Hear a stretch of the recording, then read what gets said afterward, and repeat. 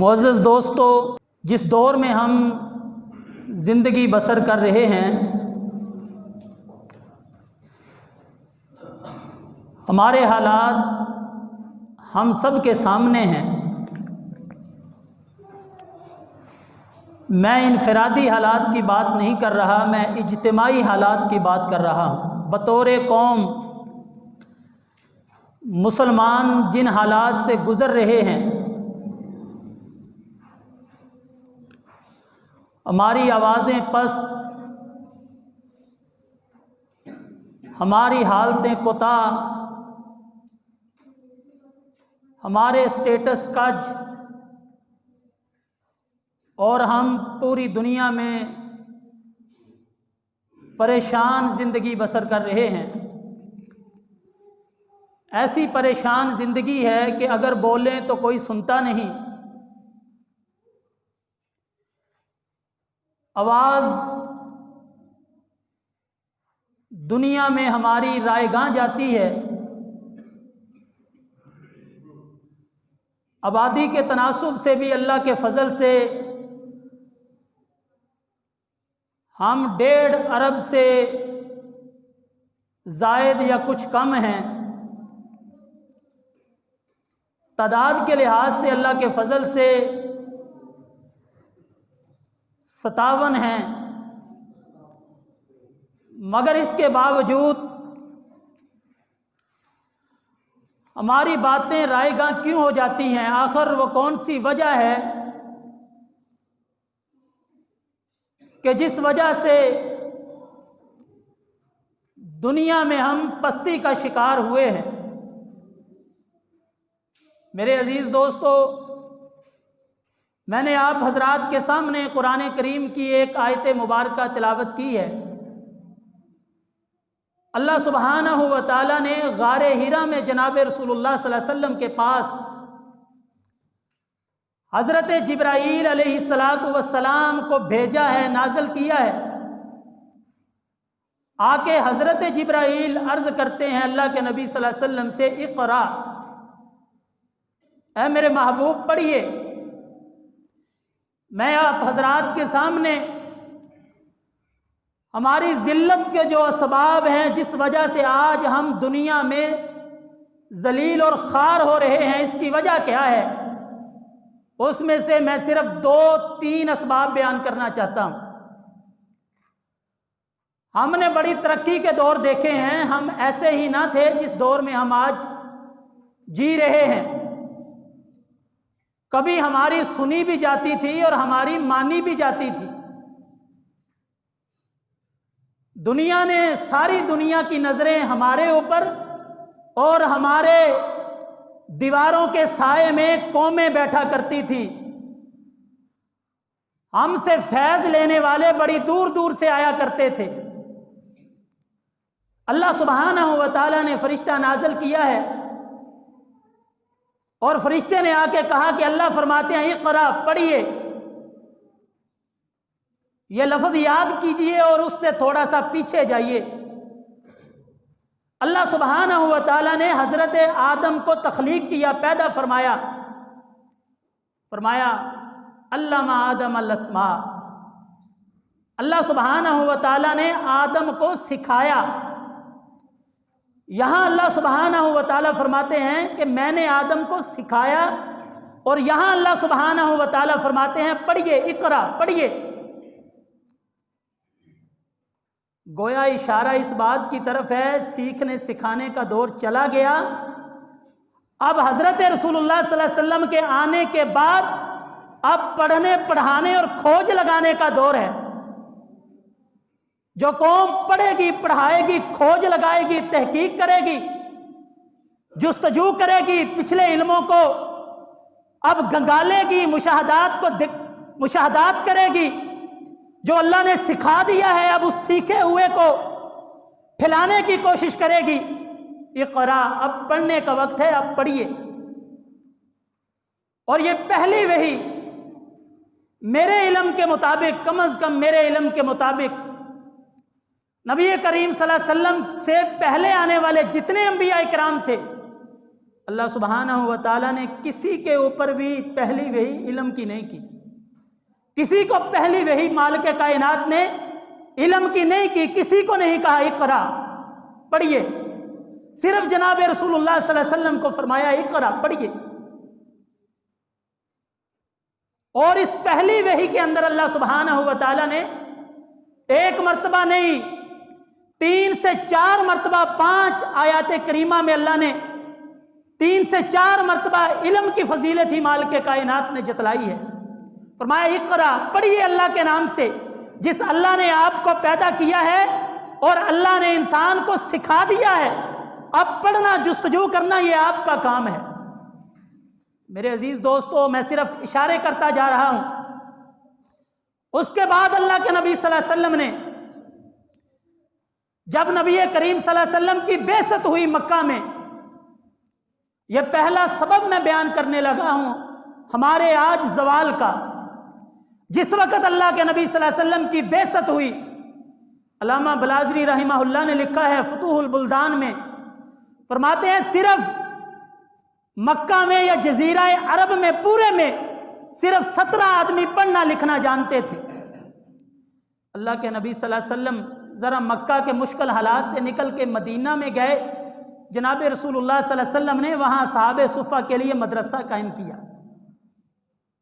اس سے پہلے صفہ کے مدرسہ سے پہلے کسی نبی نے مدرسہ قائم نہیں کیا. اللہ کے نبی صلی اللہ علیہ وسلم پہلے نبی تھے جنہوں نے باقاعدہ تعلیم کے لیے مدرسہ یونیورسٹی قائم کی ہے. مدینہ کے اندر جاتے ہی اللہ کے نبی صلی اللہ علیہ وسلم نے ایک معاشرے ریاست کی تشکیل کے بعد جناب رسول اللہ صلی اللہ علیہ وسلم نے مدرسہ قائم کیا. اور اس مدرسہ میں اللہ کے نبی صلی اللہ علیہ وسلم نے بڑے بڑے جید صحابہ اکرام رضوان اللہ علیہم اجمعین کو تعلیم اور تربیت کے لیے آپ نے منتخب فرمایا. باہر سے جو بھی آتے اللہ کے نبی صلی اللہ علیہ وسلم کے پاس مسلمان ہونے کے لیے آپ ان کے حوالے کر دیتے اور وہ لوگ وہاں پہ بیٹھ کے جو ان کو سکھایا جاتا پڑھایا جاتا تعلیم حاصل کرتے. ایک طرف قرآن کی تعلیم ہے، دوسری طرف حدیث کی تعلیم ہے، تیسری طرف فنون جنگ کی تعلیم ہے، عسکری اور دفاعی تعلیم ہے، سفارتی تعلیم بھی ادھر ہی ہوتی ہے. تمام تعلیمیں نبی کریم صلی اللہ علیہ وسلم کے قائم کیے ہوئے صفہ کے مدرسہ میں ہو رہی ہیں. یعنی پہلا جو قوموں کے اب اللہ کے نبی صلی اللہ علیہ وسلم کے آنے کے بعد جو قوموں کی ترقی کا سفر ہے اس کی پہلی شرط یہ ہے کہ قومیں پڑھنے لکھنے کا جذبہ رکھتی ہوں، قومیں جستجو کا تحقیق کا جذبہ رکھتی ہوں. اللہ کے نبی صلی اللہ علیہ وسلم نے مدرسہ قائم کیا. جناب رسول اللہ صلی اللہ علیہ وسلم کے جانے کے بعد حضرت عمر فاروق رضی اللہ تعالیٰ عنہ نے، پہلے یہ دور ہوا کرتا تھا ہر مسجد میں ایک مدرسہ قائم ہوتا، ایک یونیورسٹی قائم ہوتی، وہاں پہ استاد مقرر کیے جاتے، درس کے حلقے قائم ہوتے، مختلف علوم اور فنون جو اس وقت رائج تھے لوگ ان کو حاصل کرتے، ان مساجد میں ان حلقوں میں شرکت کرتے اور علم کو حاصل کرتے. حضرت عمر فاروق رضی اللہ تعالی عنہ نے حکم دیا، فرمایا دمشق میں اور دوسرے علاقوں میں جو جو اس دور میں فتح ہو چکے تھے، فرمایا یہاں پہ مساجد کو قائم کیا جائے اور مساجد قائم کر کے وہاں پہ علم کے حلقے قائم کیے جائیں. اور آپ اندازہ لگائیے 3 صدی ہجری میں البلدان میں یعقوبی نے لکھا ہے 3 صدی ہجری میں بغداد میں 30,000 مساجد تھیں اور 30,000 مساجد میں علم کے حلقے قائم تھے. 30,000 مساجد میں علم کے حلقے قائم تھے. اور مسلمانوں نے اپنے دور عروج میں جب قوم عروج پاتی ہے ترقیاں کرتی ہے پہلا سبب اس کا یہ ہے کہ قوم کو علم سے محبت ہوتی ہے، علم سے پیار ہوتا ہے، علم کی جستجو میں وہ آگے چلتی ہے، سب کچھ علم کے لیے خرچ کرتی ہے. آپ کو یہ سن کے حیرت ہوگی جامع المنصور جس کو 2 صدی ہجری میں بنانا شروع کیا گیا، 145 ہجری کے لگ بھگ اس کو تعمیر کیا گیا. صرف ایک مسجد اور اس کے ساتھ مدرسہ یا یونیورسٹی بنانے کے لیے آپ کو پتہ ہے کتنا خرچ کیا گیا. 69 खरब रुपया सिर्फ एक यूनिवर्सिटी पे लगाया गया। 141 हिजरी में मुसलमानों ने 69 खरब रुपया सिर्फ एक यूनिवर्सिटी बनाने के लिए, तामीर करने के लिए लगाया। और आज पाकिस्तान का मालियाती बजट 65 खरब रुपया है। पाकिस्तान के कुल बजट से 4 खरब रुपया ज्यादा उन्होंने यूनिवर्सिटी कायम करने के लिए लगाया। ये अल्लाह के नबी सल्लल्लाहु अलैहि वसल्लम की तरबियत थी जो अल्लाह के नबी सल्लल्लाहु अलैहि वसल्लम ने की है। हजरत सहाबा इकराम ने इल्म सीखा है, दूर दूर दरियार में चले गए, वहां पे जाके इल्म सिखाया। उनके बाद लोगों ने मदारिस कायम किए, लोगों ने मदारिस से मोहब्बतें की और लोगों ने इल्म के साथ अपना रिश्ता निभाया है। इसीलिए उन लोगों ने तरक्की और उरूज पाया है। मेरे अजीज दोस्तों, आज तो हमारे घरों में सब कुछ है। ये फ्रिज पड़ी हुई है, वॉशिंग मशीन पड़ी हुई है, 10 मरले की कनाल की कोठी है, 4-4, 5-5 मंजिलें हैं, सारी आसाइशें हैं। अगर नहीं तो वहां पे किताब नहीं है। मुसलमानों की तरक्की के दौर में, उरूज के दौर में आज हम ज़वाल पे रो रहे हैं कि हमारी आवाज़ें क्यों नहीं सुनी जाती। मुसलमानों की तरक्की के दौर में याकूबी ने लिखा है अल बुल्दान में कि मैं बगदाद में गुजरा, 3री सदी हिजरी में बगदाद के एक बाजार से गुजरा तो सिर्फ बगदाद के एक छोटे से बाजार में 300 लाइब्रेरियां थी। सिर्फ एक छोटे से बाजार में 300 लाइब्रेरियां सिर्फ बगदाद के अंदर।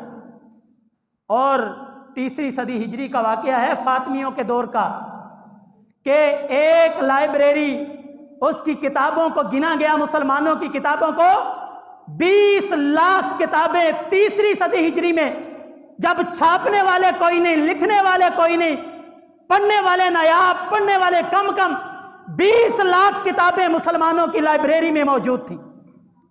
2री सदी हिजरी में हारून रशीद ने बैतुल हिकमा के नाम से अदारा कायम किया और उस अदारे में तर्जुमा करने के लिए पंडितों को इंडिया से बुलाया गया, हिंदुस्तान से बुलाया गया और यहां से उन पंडितों को बुला के यहां से किताबें लेके गए। बाजंतीनी सल्तनत, यूनान की सल्तनतें, उन पे कब्जा किया, सारी यूनान की किताबों को इकट्ठा किया, बैतुल हिकमा में डाल दिया। वहां पे हजारों लोग उन किताबों का तर्जुमा करने के लिए मौजूद रहा करते थे। मेरे अजीज दोस्तों, हमारी तरक्की के असबाब क्या थे, आज हमारी जिल्लत के असबाब क्या हैं?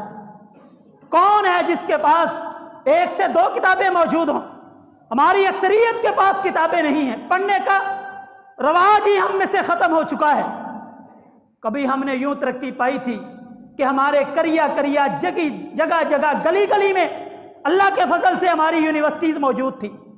और जिसका मैंने अभी तज़किरा किया है, जामे अल मंसूर का इमाम बगदादी रहमतुल्लाह अलैह, जिनके बारे में यह कहा जाता है कुल्लु मन अनसफा, के जो कोई भी इंसाफ करेगा वो हजरत बगदादी के बाद आने वाले तमाम मुहद्दिसीन को इमाम बगदादी का मोहताज पाएगा। हजरत इमाम बगदादी दुआ किया करते थे, या अल्लाह मुझे जामे अल मंसूर की यूनिवर्सिटी में उस्तादी की नौकरी मिल जाए। इतने बड़े मुहद्दिस और इतने बड़े इमाम थे, वो दुआ किया करते थे अल्लाह मुझे यहाँ पे नौकरी मिले। और आज हम कहाँ पे खड़े हैं?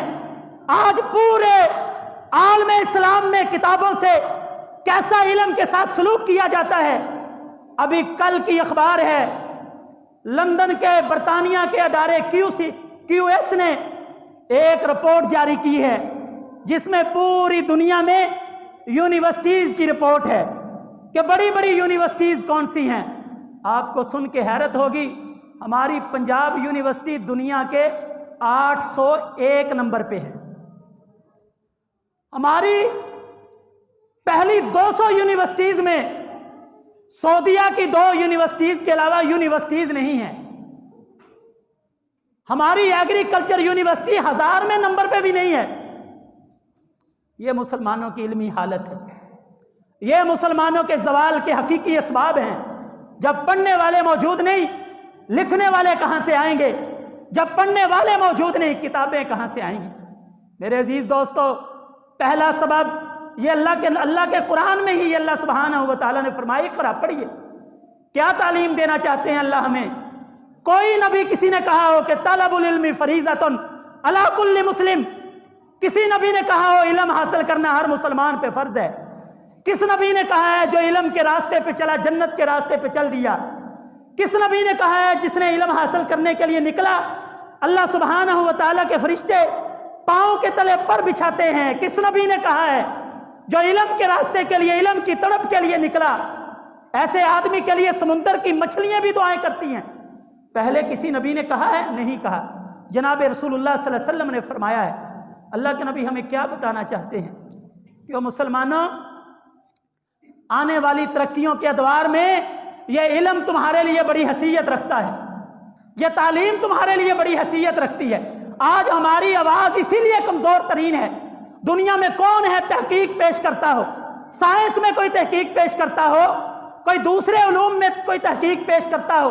हम सिर्फ बाहर से दरामद कर रहे हैं, बाहर से लेके आ रहे हैं, सिर्फ बाहर से जो भी चीज़ बनी बाहर बनी, हमने बस ला के इस्तेमाल की। कभी हम बनाते थे, वो बेकारियों की तरह हमारे दरवाजे पे खड़े होते थे, हमसे चीज़ें लेने के लिए बेकारियों की तरह, इल्म हासिल करने के लिए बगदाद की गलियों में वो ईसाई, वो पादरी जो तौहीन करते हैं, आज बगदाद की गलियों में भीख मांगा करते थे हमसे इल्म की। हमारी यूनिवर्सिटियों के दरवाज़ों पे लगे होते थे कि हमें ज़रा इसमें दाखिला दे दो, हम तारीकी के लोग हैं, हमें थोड़ी सी रोशनी दे दो। हम ये रोशनी बांटते बांटते दूसरों को रोशन कर गए और अपना चिराग बुझा के हम नीचे अंधेरे में बैठ गए। आज हमारी आवाज़ें नहीं सुनी जाती। और मेरे अजीज़ दोस्तों, इशारतन दूसरी बातें भी करता हूँ, वक्त ख़त्म हो चुका है।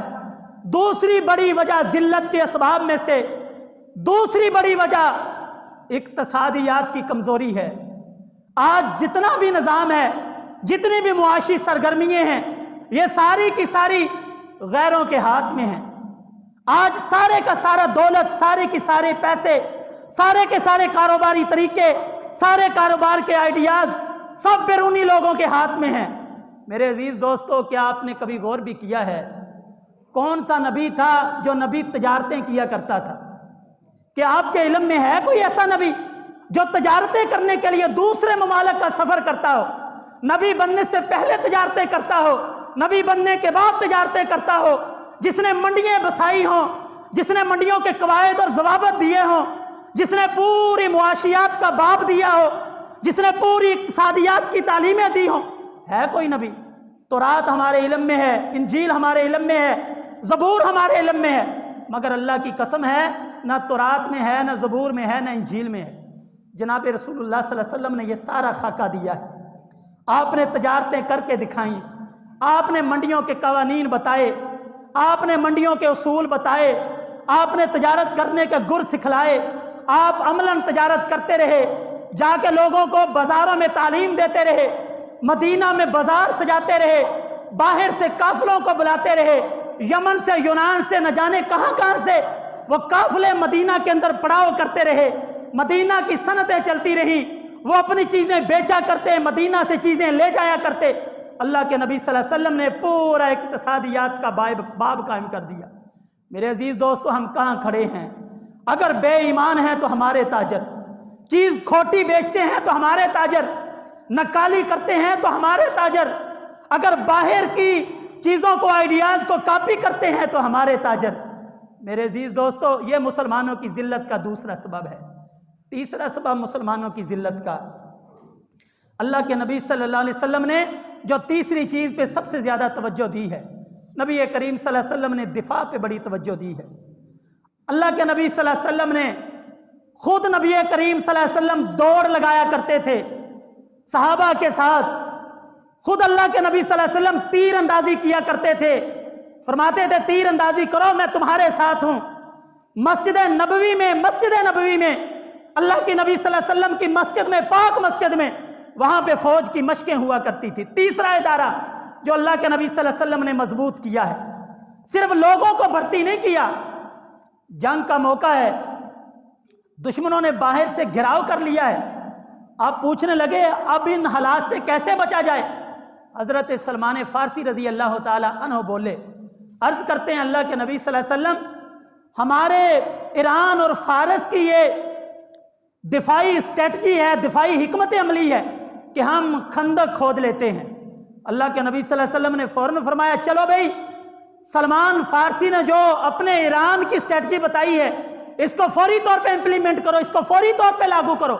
अल्लाह के नबी क्या दर्स देना चाहते हैं कि ओ मेरे उम्मतियों, मेरे कलमा पढ़ने वालों, अपनी दिफाई मजबूती को हर लम्हा, हर वक्त अपने सामने मद्देनजर रखा करो। मेरे अजीज दोस्तों, वो कौन थे? क्या हमारे इल्म में है वो कौन थे जिसने ये नेवल फोर्स बनाई थी, नेवी बनाई थी? वो कौन थे जिन्होंने समुंदर की पहली फौजें बनाई थी? वो कौन थे जिन्होंने समुंदर के रास्ते से हमले किए थे? वो कौन थे जिनकी मंजनीकें से लोग डरा करते थे? कौन लोग थे जिनकी दफाई हिकमत अमली को देख के लोग हैरान रह जाते थे कि ऐसी हिकमत अमली? वो हमारे मुसलमान थे, वो हम ही थे इल्म हासिल करके ये सारी चीज़ों को मजबूत करने वाले, अपने इल्म की जुस्तजू में इल्म की तड़प रखते हुए इल्म हासिल करने वाले, फिर अपने इल्म को इक्तिसादियात में लागू करने वाले, अपने इल्म के बलबूते पे अपने दिफा को मजबूत करने वाले। मेरे अजीज दोस्तों, आखिरी बातें अर्ज करता हूँ। पूरी दुनिया में ये फैसले सिर्फ तीनों चीज़ों पे होते हैं। या तो लोग उनकी मानते हैं जिनके पास इल्म हो, या लोग उनके मानते हैं जिनके पास मुआशी तरक्की हो, या लोग उनकी मानते हैं जिनके पास असला बारूद हो। इन तीनों के अलावा लोग किसी की नहीं मानते, किसी की तस्लीम नहीं करते। आज जनाब रसूलुल्लाह सल्लल्लाहु अलैहि वसल्लम के खाके शाया होते हैं, हम सड़कों पे करोड़ों की तादाद में निकलते हैं, अरबों मुसलमान एहतजाज करते हैं, मजाल है जो किसी के कान पे जूं भी रिंगी हो। हमें समझाने का तरीका नहीं आया। असल में समझाने का तरीका ये नहीं है, असल में समझाने के तरीके ये हैं जिसकी तरफ हम जा नहीं रहे। इल्म है समझाने का तरीका।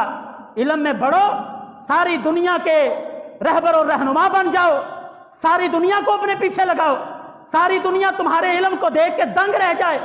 वही वक्त और जमाना वापस लेके आओ, मुआशी तरक्की करो, सारी दुनिया तुम्हारी इक्तिसादियात पर निगाह लगाए बैठी हो, सारी तुम्हारी मोहताज बैठी हो। हम मोहताज हैं, बाहर से जो उतरन आता है लंडे बाजार से हम खरीदते हैं। चाहिए तो ये कि हमारा उतरन जाए और अमेरिका वाले लाइन लगा के खड़े हों कि हम ये उतरन खरीदें, मगर हम क्या करते हैं? बाहर का उतरन आज मुसलमान खरीद रहा है। हमारी इतनी इक्तिसादियात कमज़ोर हो चुकी है, हमारी इतनी मुआशियात कमज़ोर हो चुकी है। और तीसरी बात, दिफा का तो कोई पूछो ही ना। 57 मुल्क हैं, 56 को खतरा है, निगाह पाकिस्तान की तरफ है। डूब के नहीं मर जाते 56 के 56। अगर 56 को खतरा है, निगाह पाकिस्तान की तरफ है, तुम्हारी अपनी फौजें कहाँ गई? तुम्हारे अपने पैसे कहाँ गए?